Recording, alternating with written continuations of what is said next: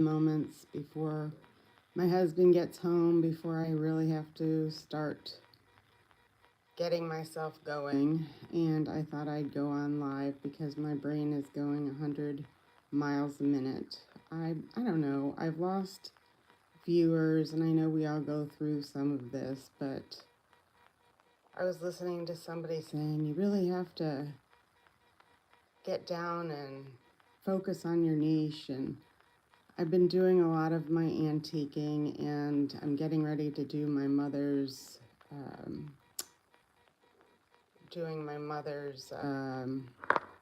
hey Paula. I got on here live because I listened to a guru on my way home and about zooming in on your niche, and I'm sitting here in the middle of chaos in my living room, with my dog who's barely moving, and sitting with all these antiques, because I'm going to end up doing my mom's, her estate sale, and with a friend from work is going to help me. And so I've brought home things that I didn't want to get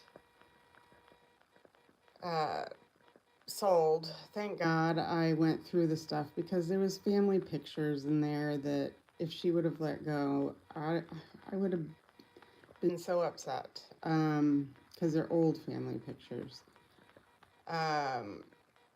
That's all I really wanted to keep. There's not much in there. There was a couple little pieces of jewelry she thought was costume that wasn't costume. And I know I've been doing my estate sales, and those videos have been going. But I'm sitting in this house, and I've got the baby shower to do on Saturday. I've got to go to my mom's house, which is 45 minutes away, her old house, and start pricing everything. And, I really want to start my own antique store, and Ephraim wants to go back and start this coffee shop. And so I've been thinking, how can we blend these two together? It would be so smart to have a coffee shop inside an antique gallery. So many times spouses are looking to sit and read a book while their wives or significant others. And I don't know, I just feel so overwhelmed right now.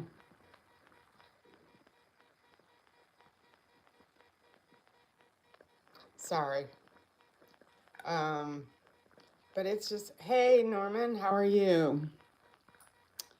Yeah, retirement is coming unexpectedly, Husband got laid off a little early, and still have a few years before we could collect,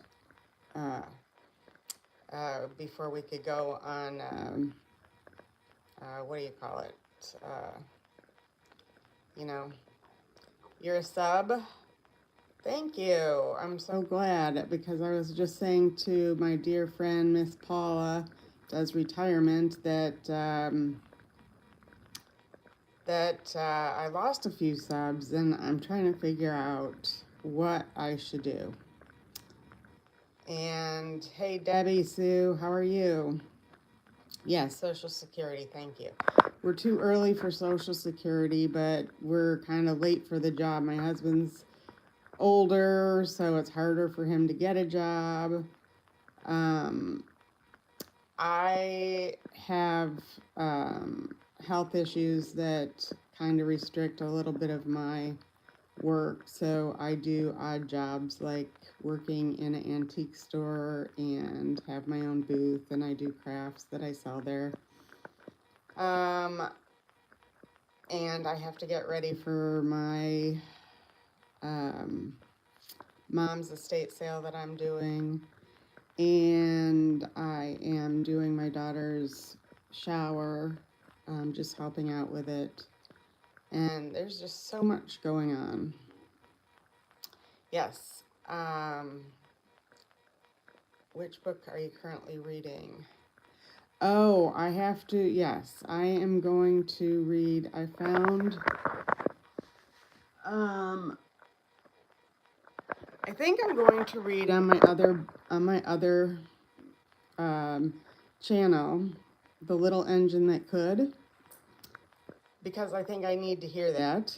And I also am going to read, Oh, the Things Thinks You Can Think, because those are definitely things I need to hear myself say. I did yesterday.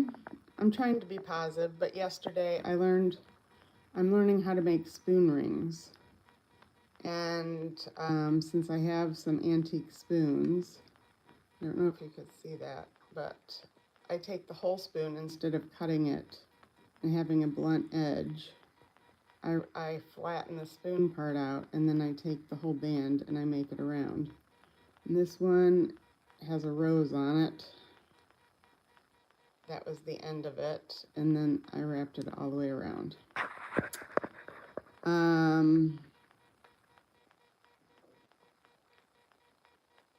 She's questioning what? What is Emma questioning? I haven't seen Emma in so long.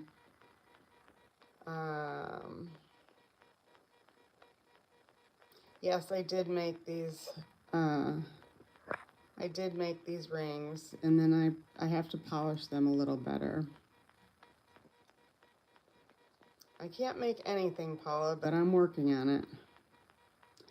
Yeah, I liked the idea of, because I've had spoon rings made for me, but I like the idea that using the end, the handle of the spoon ring to wrap around, because sometimes that's the most intricate part of the spoon ring, is the handle, and this way you can enjoy the handle over the spoon. Oh, Miss Paul said she's questioning the future of her channel, etc. Yeah, I don't know. I don't know what I'm questioning. I guess listening to that guru made me think, what am I doing? I've got so many things up in the air, and with my husband out of a job for a year now, and we're barely scraping by. I was out cutting the grass because, you know, he has that broken foot. And, excuse me, can you get rid of that? Thank you.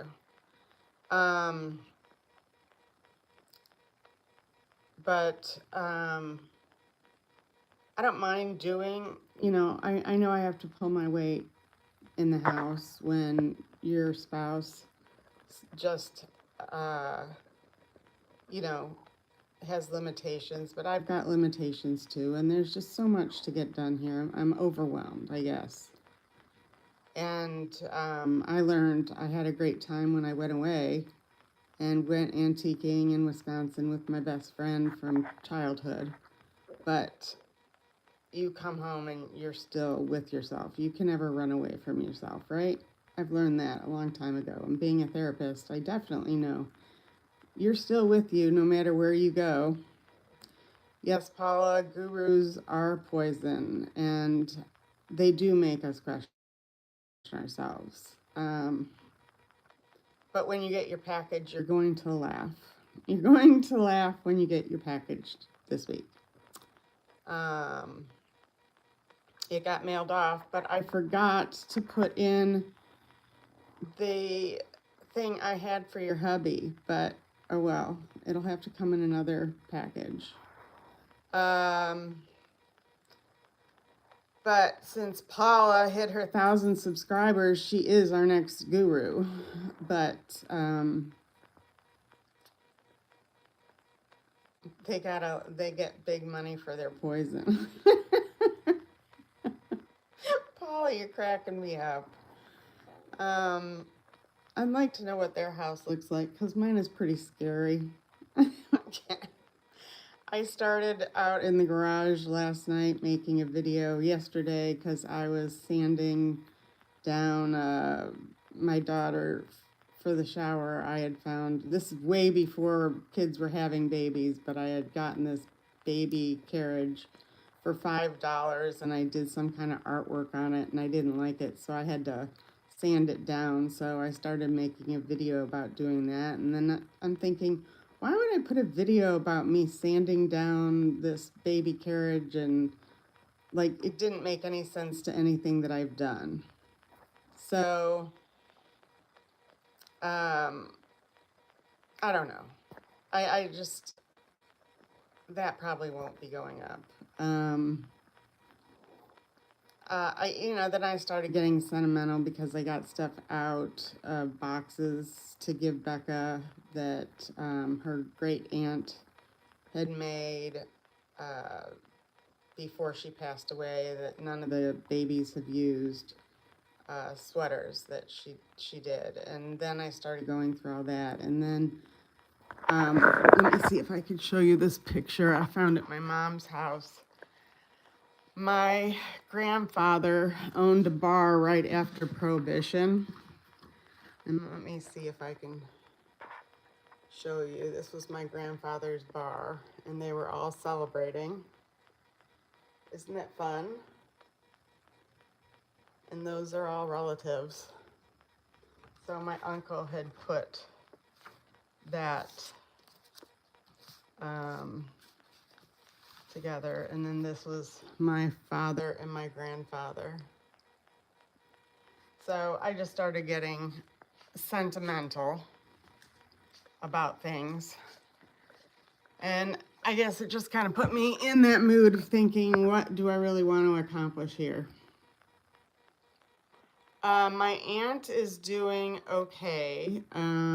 She knows that we're struggling down here, and so she goes into DC for 3 days at a time to have treatments and stay there near the doctors and the hospitals, and then she goes back up to Virginia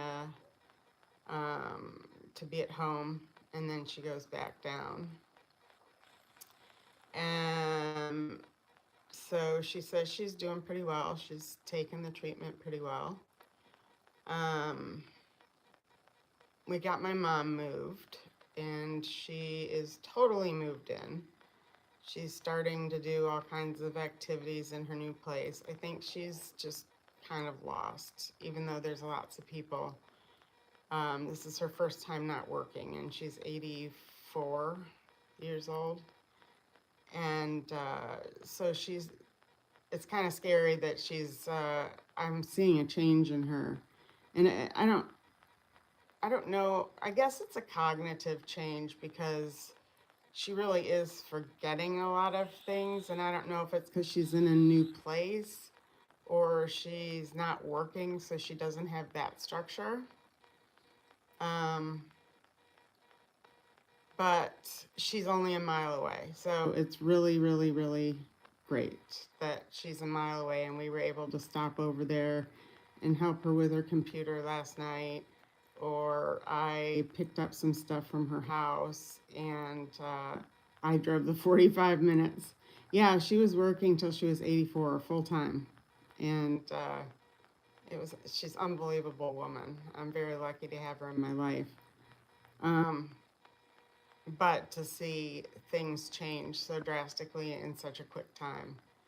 And her best friend, who is my dad's, I think I told you guys this before, her best friend is my dad's twin cousins.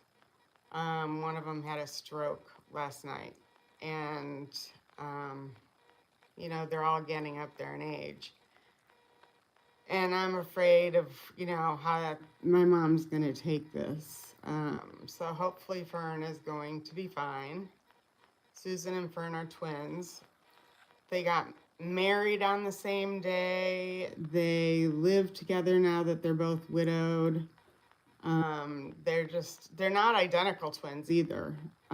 They couldn't be further apart than anything. My Uncle Charlie owned one of the, like a bar during Prohibition. He had a store, and they used to illegally gamble in the back, and he got busted for that. Back in the day, they were characters. Hi, Evie. And my Aunt Marlene, my daughter is named after my Aunt Marlene. And I've just got such fond memories of them. But it turned out that my mom was like best friends and grew up with my dad's cousins. And this is before she knew my dad. So, and she didn't really meet my dad through them. That's the funniest part.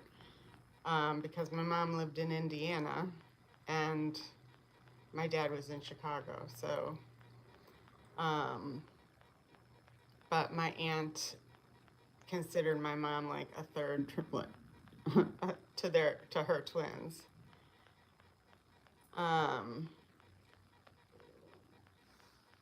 So I don't need history or fiction, just need self-help books. I don't know if I need self-help books. I'm a therapist and I've got so many self-help books. I think I could overdose on self-help books. You know, and I go to therapy, so I'm not ashamed to say it because every good therapist should have a therapist as far as I'm concerned. When you listen to everybody's problems during the day, the gang's all here. I think there's a camp song about the gang's all here. But I believe that, you know, what do I read most? A lot of self-help, a lot of spiritual books, not necessarily religious, but spiritual, about manifesting your life dreams and such like that. Yeah, what do you enjoy reading?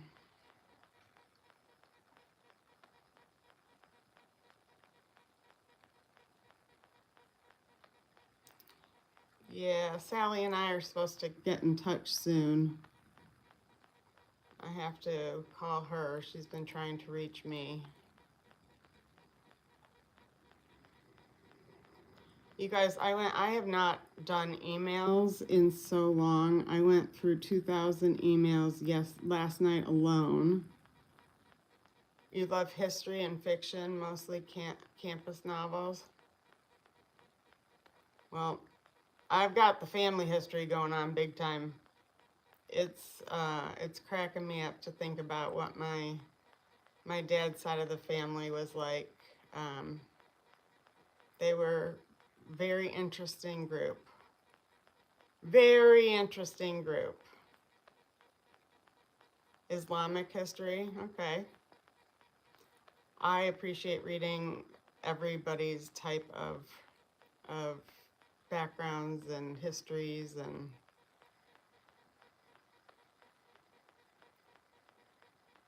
yeah, I was gonna go to bed early, but when I started reading all these, I found out somebody used my Square ID because I have a Square from when I would do craft shows, and they used it. They didn't use the Square, but they used it to make a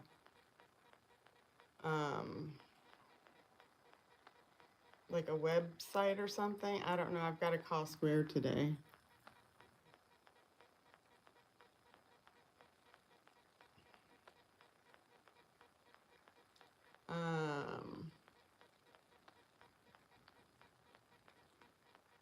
Yeah, I don't like necessarily the bad language books either, because I say enough myself sometimes. I catch myself. It has to be bad, like occasionally I'll drop the F-bomb, but dang nammit is my big one when I do something stupid. Dang nammit.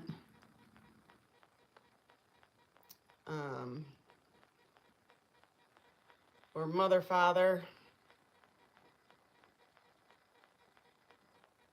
Uh,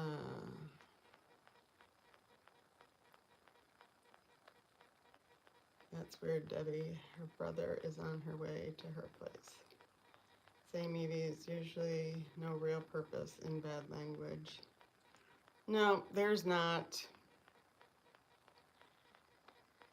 sometimes I just have to scream something.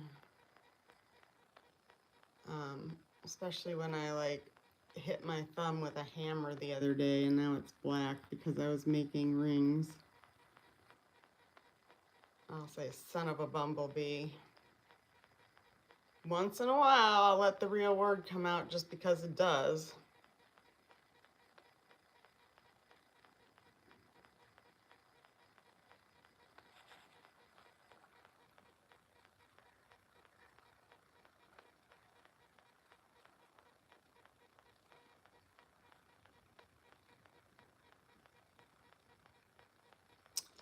I don't really judge anybody for their language. You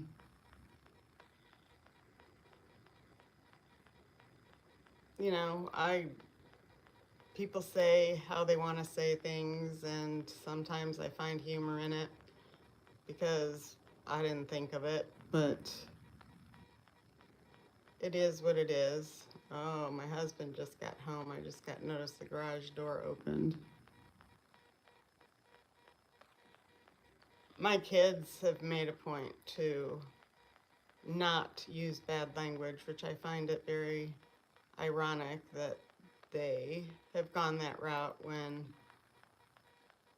I have not always been the perfect example. So it just goes to prove kids can change you to be a better person, which I appreciate greatly. Oh, here comes the husband.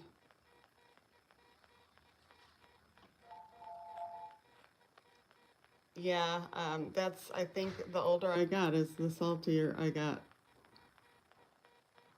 Oh, here comes my husband. The boot is off of his foot. I'm on a live, honey. You want to say hi? Hello. Wow, he actually said hello on a live, everybody. Can we give him a standing ovation because he's out of his boot? Now he's got a metal plate in his shoe. Better than a metal plate in my head. Better than a metal plate in his head, he said. Miss Paula says, hey, handsome. Ah. No, Run she me said, over. she didn't say, hey, handsome. She said, hey, husband.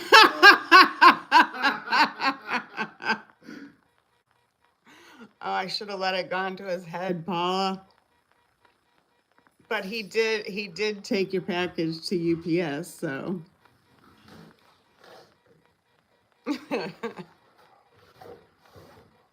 That was funny. Well, guys, I really appreciate you stopping by my live here. I am going to talk to my husband and see if he will drive me around today before I get started on all this stuff in the house. And I appreciate you stopping by my unexpected live. And I hope you have a wonderful, blessed day and enjoy your time outside. Hopefully it's sunny where you are. It's sunny here.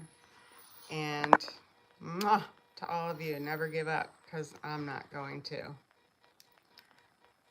Bye-bye, guys.